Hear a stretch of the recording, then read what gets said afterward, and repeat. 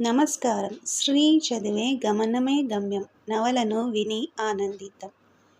ఇది అదృష్టమా, దురదృష్టమా తేల్చుకోలేకపోయింది శారద. అన్యాయం ఎవరు చేసినా ప్రశ్నించాల్సిందే, ప్రతిఘటించాల్సిందే, న్యాయం కోసం అడగవలసిందే. దానికి తన, పర అనే భేదాల్లేవు. కానీ తనకెందుకో ఆ సమరోత్సాహం లేదు. ఇప్పుడు తనకు జైల్లో మగ్గాలని లేదు. దేశ భవిష్యత్తును నిర్మించాలని ఉంది. ప్రజలలో ప్రజలతో ఉండాలని ఉంది. వాళ్ళని నడిపించాలని ఉంది. వాళ్ళను సేవించాలని ఉంది. వాళ్లకు కావాల్సింది వాళ్ళు కనుగొనేందుకు చేయూతనివ్వాలని ఉంది. ఈ క్షణంలో ఈ ఒంటరితనం తను కోరుకోవడం లేదు. అయినా తప్పదు. తప్పనప్పుడు నవ్వుతూ నవ్వుతూ ఈ కాలాన్ని నడిచెయ్యాలి. శారద వెళ్ళిన 2 రోజులకు సూర్యావతిని కూడా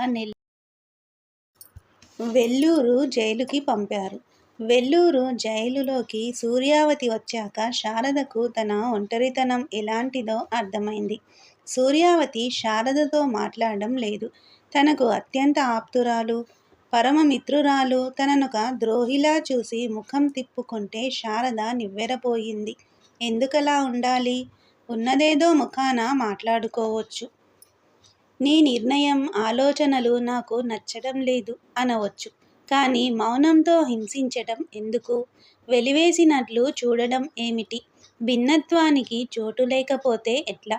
తన అభిప్రాయాలు చెప్పినందుకు పార్టీ ఇంత తీవ్ర వైఖరి తీసుకుంటే, తను ఖచ్చితమైన నిర్ణయం తీసుకుంటే ఏం చేస్తారు? సస్పెండా? బహిష్కారమా?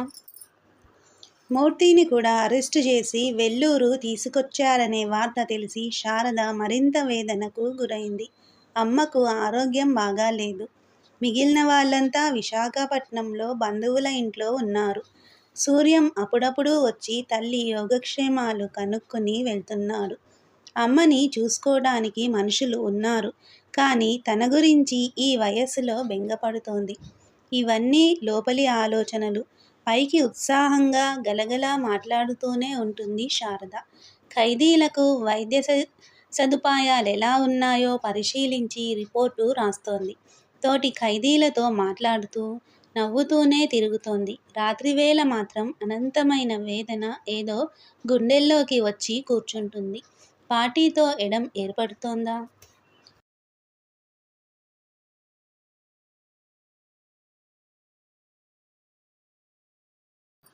రాత్రి నల్లని రాతిపోలిక గుండెమీదను కూరుచుండగా అన్న శ్రీశ్రీ కవిత్వ వాక్యాలు అనుభవమవుతున్నాయనుకుంది శారద.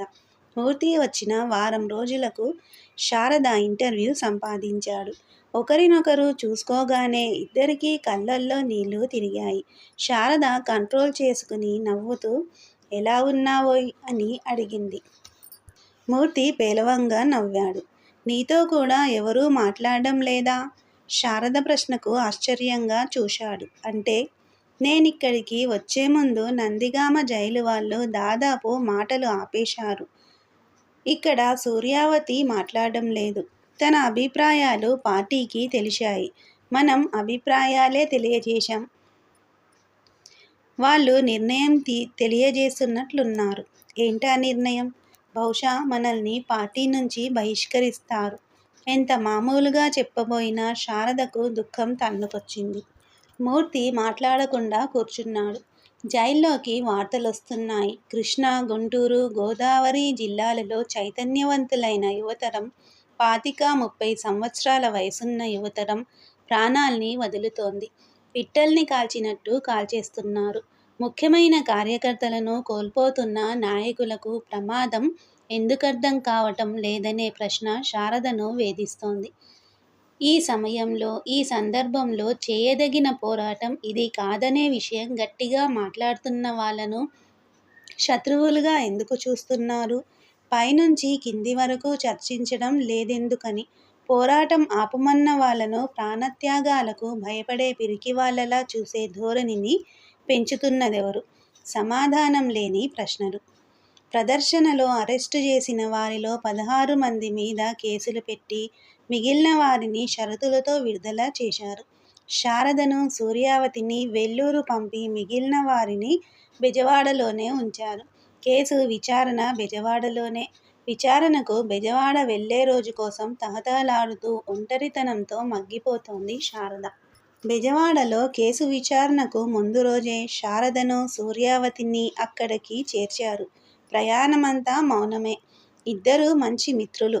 శత్రుత్వం లేకుండా మాట్లాడుకోకపోవడం శారదకు ఇంతవరకు అనుభవంలో లేదు.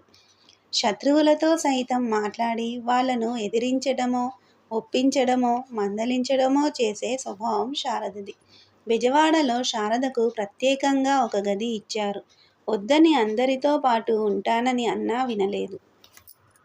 తన గదిలోకి వెళ్తూ మిగిలిన వారి వంక ఆశగా చూసింది శారద. అందరూ తలలు పక్కకు తిప్పుకున్నారు. శారద గుండెల్లో నొప్పి మొదలైంది. ఆ రోజు తిండి నిద్ర లేకుండా నీళ్లు కూడా రాని కళ్ళతో జైలు గోడలను చూస్తూ గడిపేసింది. మర్నాడు 10 గంటల ప్రాంతంలో అందరినీ వ్యాన్ ఎక్కించారు. అందరినీ నవ్వుతూ పలకరించబోయింది శారద. ఎలా ఉన్నారోయ్? అందరూ చిక్కిపోయారు. ఇక్కడి తిండి మీకెవరికీ సరిపడటం లేదల్లే ఉంది. పిల్లలకు పాలైనా ఇస్తున్నారా జైలు వాళ్ళు?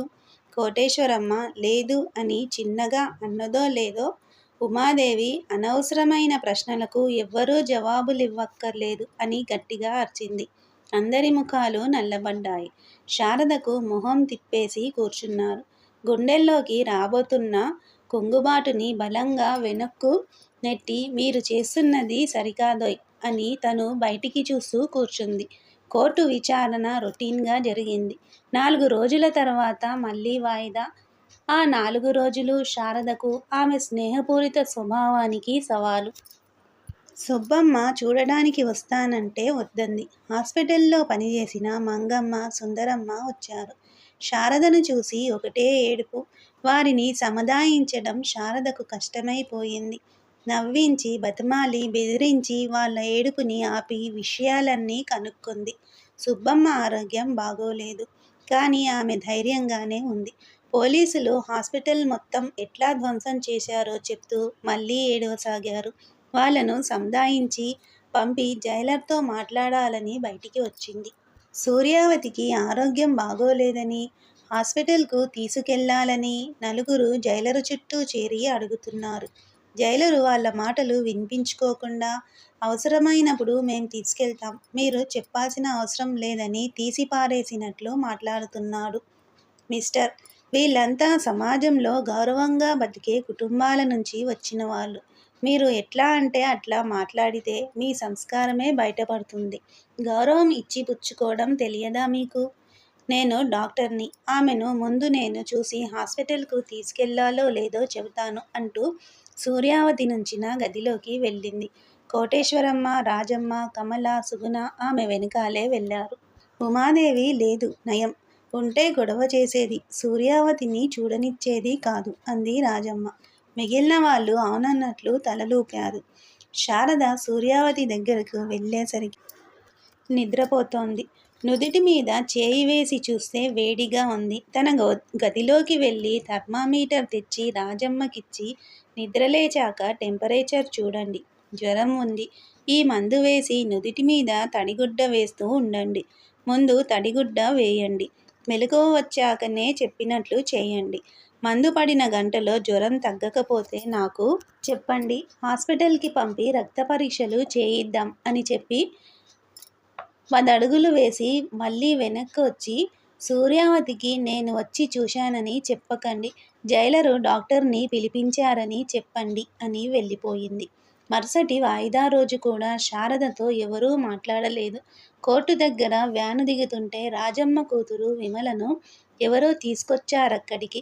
రాజమ్మ కూతుర్ని ఎత్తుకుని ముద్దులు పెట్టి ఏడుస్తున్న పిల్లను సముదాయించి గుండెలకు హత్తుకుంది. అందరి మనసుల్ని కలిచివేసింది ఆ దృశ్యం. శారదే రాజమ్మకు పురుడు పోసి ముందుగా ఆ పాపను ఎత్తుకుంది. ఆ వాత్సల్యం పొంగుకొచ్చింది శారద గుండెల్లో. రాజమ్మ, నీ కూతురెంత బాగుందే, ఇలా ఇవ్వు అంటూ చేతులు సాచింది. రాజమ్మ సంతోషంగా పాపను శారద చేతులకు అందించింది. శారద ఆ పాపను గుండెలకు హత్తుకుని ముద్దు పెట్టి రాజమ్మ అని ఏదో చెప్పబోయింది. ఇంతలో ఉమాదేవి ఎక్కడి నుంచి వచ్చిందో డేగలా వచ్చి శారద చేతిలోంచి పాపను లాక్కుని రాజమ్మ చేతుల్లో పెట్టి, రాజమ్మ, నీకెన్నిసార్లు చెప్పినా బుద్ధిరాదా? అడ్డమైన వాళ్లతో రాసుకు పూసుకు తిరుగుతావు. మన వాళ్ళు మనకు ఆదేశాలు పంపించారా లేదా? వాటి ప్రకారం నడుచుకుంటారా లేదా? లేకపోతే ద్రోహులతో కలిసిపోతారా? ఇంకోసారి ఇట్లాంటివి జరిగితే పార్టీకి రిపోర్టు చెయ్యాల్సి వస్తుంది, జాగ్రత్త అని చరచరా అవతలి వైపుకు వెళ్ళిపోయింది. అందరూ నిర్ఘాంతపోయారు. కోటేశ్వరమ్మ కళ్ళ వెంట నీళ్లు కారాయి. డాక్టర్ గారి వయసు, అనుభవం, ఆమె మనసు, మంచిదనం ఎందులోనూ సమానం కాలేని ఉమాదేవి ఇట్లా మాట్లాడొచ్చా? పిల్లని ఎత్తుకున్నంత మాత్రాన కొంపలంటుకుంటాయా? ఉమాదేవికి ఇంత అధికారం ఎవరిచ్చారు? అంది రాజమ్మకే వినిపించేటట్లు. ఎవరూ ఇవ్వలేదు. పార్టీ పేరుతో అధికారం చెలాయిస్తోంది. అట్లా చెలాయించే వారే పార్టీకి అసలైన ప్రతినిధులని పార్టీ అనుకుంటున్నంత కాలం ఉమాదేవి ఇట్లాగే మాట్లాడుతుంది అంది రాజమ్మ. శారద మనసు పూర్తిగా విరిగిపోయింది. ముక్కలు ముక్కలయింది. మాట్లాడకుండా కోర్టు లోపలికి వెళ్ళి తన స్థానంలో కూర్చుంది. ఈసారి విచారణ కొంత బాగానే సాగింది. నెల తర్వాత తీర్పు ఇస్తానన్నాడు మెజిస్ట్రేట్. మళ్ళీ వెల్లూరు ప్రయాణం కమ్మన్నారు శారదను, సూర్యావతిని. సూర్యావతి జ్వరంతో నీరసించి ఉంది. ప్రయాణం చేయలేనని, కొన్నాళ్ళు బెజవాడలోనే ఉంటానని అడిగితే జైలు అధికారులు ఒప్పుకోలేదు. జైల్లో ఉన్న స్త్రీలందరూ సూర్యావతికి అడ్డుగా నిలబడ్డారు. జైలు సిబ్బంది వాళ్లను నెడుతూ కొడుతూ సూర్యావతిని ముందుకు లాగుతున్నారు. శారద ప్రయాణానికి సిద్ధమై వచ్చింది. ఇదంతా చూసి ఆవేశంతో అటు పరిగెత్తింది. జైలు సిబ్బందిని అటూ ఇటూ లాగి సూర్యావతికి అడ్డంగా నిలబడి, ఖబర్దార్, మా వాళ్ల మీద చేయి వేశారంటే మీరు ఉద్యోగాలలో ఉండరు. ఆవిడ 4 రోజుల నుంచి జ్వరంతో ఉంది. మీరు హాస్పిటల్కి కూడా పంపలేదు. నేను మందులిచ్చి ఈ మాత్రం నిలబడేలా చేశాను. మీరామెను చంపదలుచుకున్నారా? నీరసించి ఉన్న రోగిని బెజవాడ నుంచి వెల్లూరు దాకా ప్రయాణం చేయమంటారా? దారిలో జ్వరం తిరగబెడితే, ఎమర్జెన్సీ వస్తే ఎవరు బాధ్యత వహిస్తారు? మీరు మనుషులేనా? మీకు మంచి మాటలు చెప్పిన వాళ్లను కొడతారా, తిడతారా? రండి, నన్ను కొట్టండి. నన్ను దాటి వచ్చి సూర్యావతి గారిని తీసుకెళ్ళండి. శారద మాటలకు సిబ్బందంతా భయపడిపోయారు. అక్కడ్నుంచి వెళ్ళి జైలరుతో ఏం చెప్పారో మొత్తానికి సూర్యావతి మరో 4 రోజులు బెజవాడలో ఉండేందుకు ఒప్పుకున్నారు. సూర్యావతికి పాలు, పళ్ళు, మెరుగైన ఆహారం ఇస్తే తప్ప 4 రోజులకైనా ఆమె కోలుకోదని చెప్పి ఇవ్వవలసిన ఆహారం, మందులు వేళ ప్రకారం కాగితాల మీద రాసి తన కాగితం జైలరుకి, ఒక కాగితం రాజమ్మకు ఇచ్చింది. ధైర్యంగా ఉండండోయ్, సూర్యావతికొచ్చింది మామూలు జ్వరమే, కాస్త బలమైన తిండి పడితే నీరసం తగ్గిపోతుంది అని చెప్పి తను వెళ్ళి వ్యానులో కూర్చుంది. ఇది జరిగినంతసేపు ఉమాదేవి మరో 4 చిటపటలాడుతూ ఉండటం శారదతో సహా అందరూ గమనించారు. రైలు స్టేషన్కి సుబ్బమ్మను తీసుకుని నర్సు లక్ష్మి, మంగమ్మ వచ్చారు. సుబ్బమ్మ తను కళ్ళనీళ్లు పెట్టుకుంటే శారద తట్టుకోలేదని, ఎట్టి పరిస్థితుల్లోనూ తను ఏడవకూడదని గట్టిగా నిర్ణయించుకుని వచ్చింది. ఎట్లా ఉన్నావమ్మా అని అడిగిన శారదకు, నాకేం, శుభ్రంగా తిని తిరుగుతున్నాను. నువ్వెట్లా ఉన్నావు? అక్కడి తిండి, నీళ్లు సరిపడినట్లు లేవు. చిక్కిపోయావు, నల్లబడ్డావు. జైలుకు వెళ్ళిన వాళ్ళు చిక్కిపోకపోతే చాలామంది జైలుకెళ్తారమ్మా. తిండి మరీ అన్యాయంగా లేదులే. అక్కడ నువ్వు లేవుగా. నేను లేకపోతే మన వాళ్ళంతా ఉన్నారుగా. వెల్లూరులో సూర్యావతి ఉందంటే నేనున్నట్టే కాదు, ఇక్కడ అందరూ ఉండనే ఉన్నారు. మీ పాటలు, మీటింగులు, సరదాలు దేనికి లోటుండదని నాకు తెలుసులే. అమ్మా, నటాషా, లావణ్య, పద్మ అందరూ ఎలా ఉన్నారు? అక్కడ విమలత్త పిల్లలు, ఈ పిల్లలు ఈడువాళ్లేగా. అందరూ బాగున్నారు. జతగా జట్టుగా బడికెళ్తున్నారు. బాగా చదువుతున్నారట. మొన్నొక రోజు ఫోనులో మాట్లాడి నటాషా, అమ్మమ్మ, అమ్మ వచ్చిందా? సెలవుల్లో నేనొచ్చేసరికి అమ్మని రమ్మని చెప్పు అన్నది. పిచ్చి తల్లి, దానికేం తెలుసు మీ గొడవలు? మూర్తి కూడా వెల్లూరేగా. పాపం పార్టీ కుర్రాళ్ళంతా చచ్చిపోతున్నారే అంటూ ఇక ఆపుకోలేక పెద్దగా ఏడ్చింది సుబ్బమ్మ. తల్లిని 2 చేతులతో దగ్గరకు తీసుకుంది శారద ఏడ్చింది. బంగారం లాంటి కుర్రాళ్ళు ఆడవాళ్ళను కాల్చేస్తున్నారు. ఇది మంచికి రాలేదు. ఇంతకింత అనుభవిస్తారు ఈ కాంగ్రెస్ వాళ్ళు. ఊరుకోమ్మా, అంతా సరవుతుంది. మేమంతా బయటికి వస్తాం, సరేనా? సరేనమ్మా, సరే. ఆరోగ్యం జాగ్రత్త. నా గురించి, నటాషా గురించి దిగులు పెట్టుకోకు. నువ్వున్న చోట నవ్వులే తప్ప దిగులుండదని నాకు తెలుసులే అని బలవంతంగా నవ్వబోయి విఫలమైంది సుబ్బమ్మ. రైలు కదిలే టైం అయింది. ఎక్కమన్నారు పోలీసులు. మరొకసారి తల్లి కూతుళ్ళు ఒకరినొకరు కళ్ళారా చూసుకున్నారు. ఈ నవల మీకు నచ్చితే సబ్స్క్రైబ్ చేయండి, షేర్ చేయండి, లైక్ చేయండి, బెల్ ఐకాన్ను ప్రెస్ చేయండి. శ్రీ ఛానల్ ఆడియో నవలను వింటున్నందుకు ధన్యవాదములు.